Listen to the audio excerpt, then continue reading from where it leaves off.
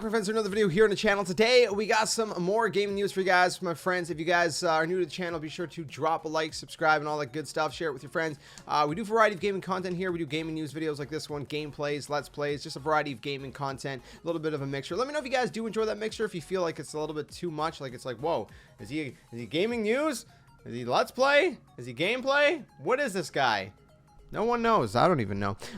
First up, PS Plus October games got announced. We're going to cover that really quick. So, Need for Speed Payback and Vampire are your PS Plus games for October. I actually never got to play Need for Speed Payback. I feel like Need for Speed just hasn't been amazing in the past, couple or few games. Actually, ever since like Rivals. I think Rivals was the last one I really enjoyed. Payback was one I wanted to try. I just never ended up getting around to it. So I'll probably, try it out. If I like it, then I'll play through it. If I don't like it, then whatever.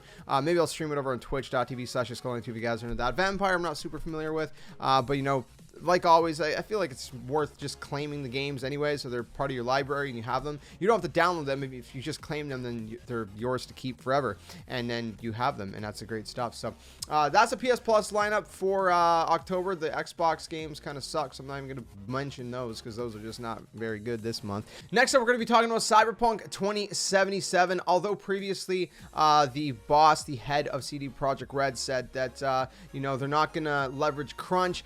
Seems like things have changed. So Jason Schreier posted on Twitter. He said, last year the bosses of CD Projekt Red approached me for an interview. They wanted to announce that for Cyberpunk 2077 they would be avoiding mandatory crunch. This week they sent out an email to staff announcing studio-wide mandatory crunch. Many developers on Cyberpunk 2077, one of the most hotly anticipated games of 2020, have been working overtime hours for months, if not years now, but this call for 6-day work weeks, mandatory crunch, directly reneges on what CD Projekt Red's bosses told me last year. So it seems as though they're leveraging mandatory crunch at this point. I'm not sure how I personally feel about mandatory crunch. I feel like, if it's like in moderation maybe, but the way it's been in the industry, especially with games like Red Dead Redemption 2, we've heard a lot of stories about that, how developers are pushed to their absolute limits. It's just not healthy. It's not good for anyone. It's not a good environment, and when you don't have healthy and happy workers and developers, then the games are not going to be necessarily as great as they could be.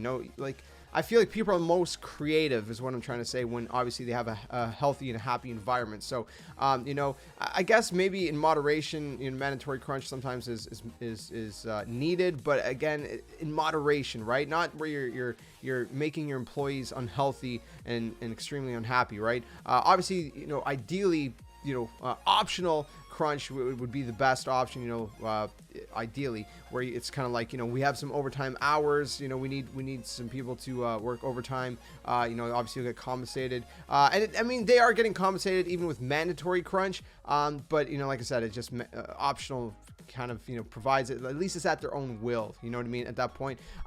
So yeah, that was very interesting, but we actually got a response on that, response from Adam Badowski, who is the head of studio at CD Projekt Red, and this is what he had to say in response to that tweet. He says, "These last 6 weeks are our final sprint on a project we've all spent much of our lives on, something we care for deeply. The majority of the team understands that push, especially in light of the fact that we've just sent the game to CERT, and every day brings us visibly closer to shipping a game we want to be proud of. This is one of the hardest decisions I've had to make, but everyone is well compensated for every extra hour they put in." He goes on to say, and like in recent years, 10% of the annual profit of our company generates in 2020 will be split directly among the team as well. So I don't know. I mean, the kind of interesting part is he says the majority of the team understands that push. That means there is a chunk of the team that are not on board with mandatory crunch, and they're not happy about it. So the majority is I mean, the majority could literally be like a 51%. 51% is still majority because it's over half. technically, right? If you want to be super technical about it, there could still be a large chunk of those developers that are not happy about this. And I wouldn't blame them. They've been working on this game for many, many years. What has it been, like 7 years now? 6 years? 7 years? It's going to be 7 years soon. They've already delayed the game 3 times this year. It's supposed to come out in April, then it got pushed off to September, then it got pushed off to November. Honestly, I would not be surprised at this point if they push it off again. It sounds, for the most part, like maybe they just have some bugs to iron out, but at the same time, who knows? Maybe there's more work that they want to do. You know, maybe they're just really not happy with the state of the game. If they have to push it off again, I think that is honestly personally the best bet. I know they've delayed it. I know the game's been in development forever now, but honestly, even at that point, I feel like it's better to delay the game for both the employees and the fans' sake than to push it. And, you know, maybe certain things don't get ironed out in time. Maybe, you know, certain things are not up to par. You know, developers, the workers, the employees, whatever, they're, you know, obviously unhealthy, unhappy, and it just, you know, it's a headache for everyone. So, you know, if they have to push it to early 2021 even, you know, push it off another few months, so be it. You know, if it's for the sake of everyone's health and you know, sanity, I think that's a good thing. And then us, the players, we get a more polished game at the end anyway. So, you know, waiting a little bit longer at this point, does it really matter? We've been waiting for like 6-7 years anyway. So, I don't know. Let me know your thoughts on all that down in the comment section below. Next up, this was actually pretty interesting. We got a look at some of the Xbox Series X prototypes. So apparently, there was an article published that said the following. It said in late 2017, a few small hardware teams quietly visited a handful of Xbox gamers' homes in Los Angeles, Chicago, and New York City. With several black boxes in tow, they asked gamers to unplug their current Xbox and put the new shape in its place. So I guess they were trying to see what fans thought, and fans knew that this was for the next generation Xbox consoles, but they had no design details, no engineering specs, just squares and rectangles. So this is what they looked like. Throw the picture up on screen so you can see there's a bunch of them.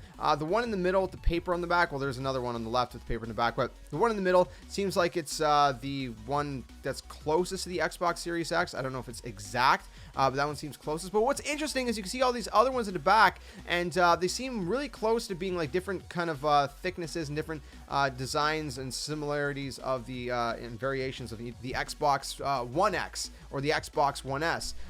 More specifically the One X.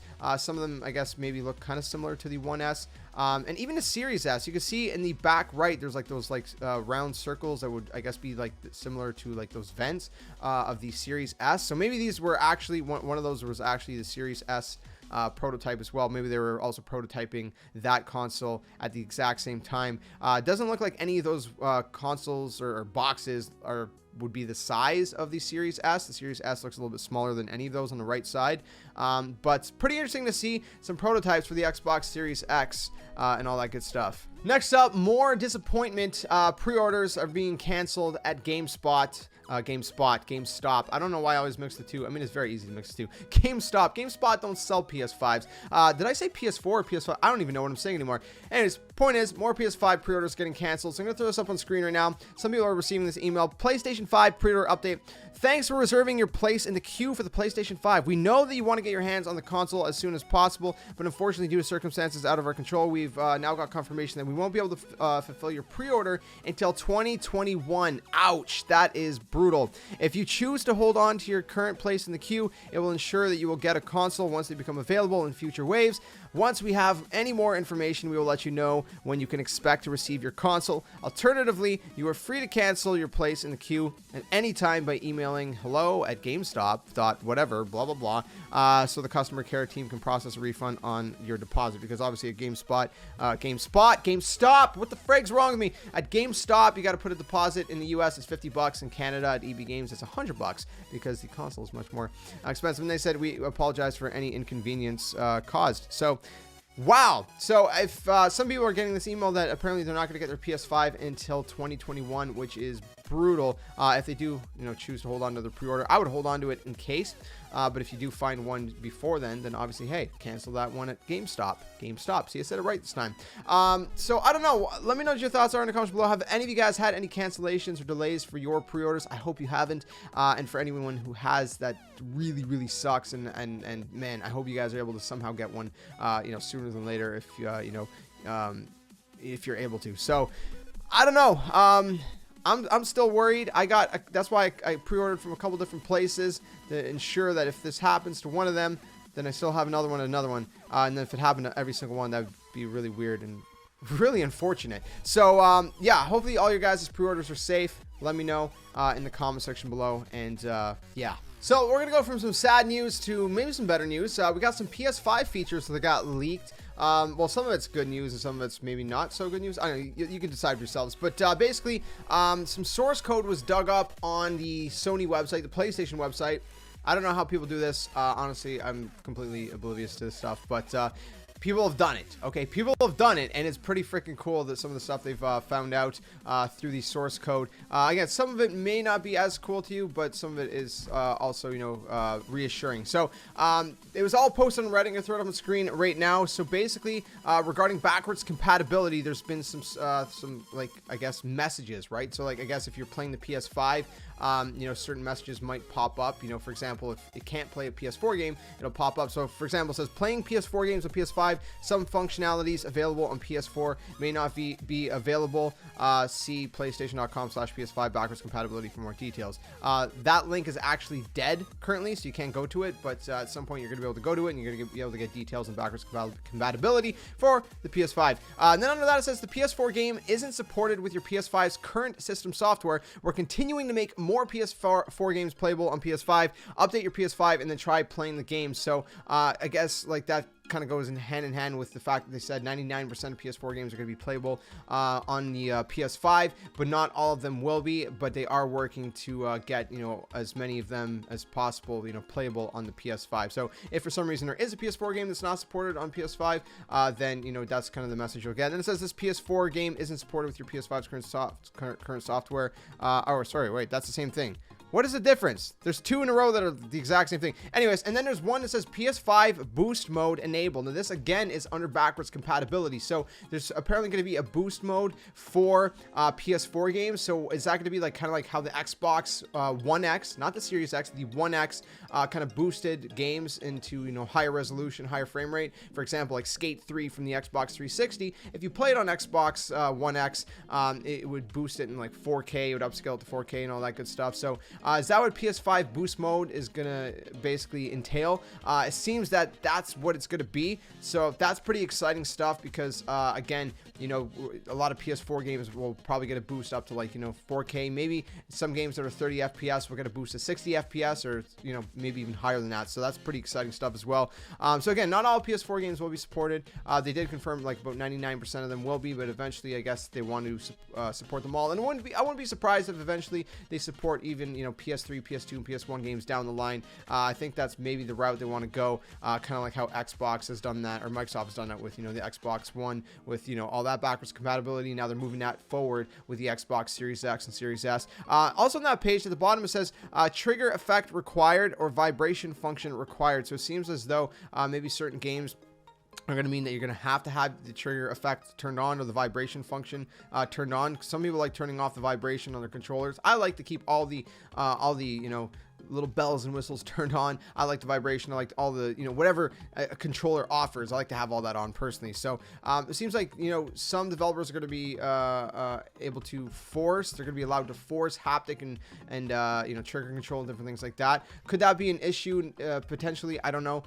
Your guess is as good as mine. But we actually have something else. So we have a little bit more on like game sharing and cross-gen party chat, things like that. So I'll throw this one up on screen as well. So for console sharing, essentially, you can read it, but essentially what it's saying is that it's going to work very similarly to how it does on PS4. So it looks like the primary console is being renamed to main console. So instead of primary PS4 or primary PS5, it's going to be called main PS5. As the Demon's Souls product page states, you can download and play this content on the main PS5 console associated with your account through the console sharing and offline play settings. So again, it seems like you're going to be able to do the same thing like you did on PS4, be able to game share with the second console. The other console would have to be, you know, you'd have to set your profile as the main, you know, console, the main PS5, and then, you know, anyone on that PS5 can basically use the games that you own. And then on your, you know, on your console, you'll have to be signed into your account. So it's, again, exact same as how it works on PS4. And then after that, it says cross-gen party chat, which is very interesting. So it says